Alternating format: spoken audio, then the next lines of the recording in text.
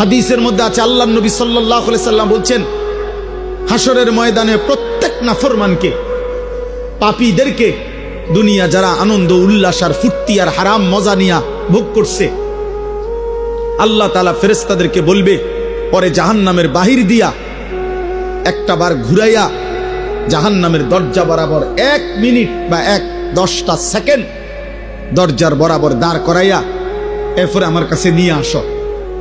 বিশুদ্ধ হাদিস। প্রত্যেক নাফরমানকে ফেরেশতারা জাহান্নামের বাহিরে ঘুরাইয়া দরজার সামনে 1 মিনিট বা 10টা সেকেন্ডের জন্য দাঁড় করাবে। জাহান্নামের একটা আগুনের বাতাস তার বুকটা বরাবর একটা ধাক্কা দিবে বাতাস। আল্লাহর কসম, নবী বলেন, ফেরেশতা যখন এরপরে ওই নাফরমান ব্যক্তিকে আল্লাহর সামনে আনবে, আল্লাহ তাআলা জিজ্ঞেস করবে, আমার বান্দা, দুনিয়ার হায়াত তো তুমি খুব আরামেই কাটাইছিলা, ঠিক না?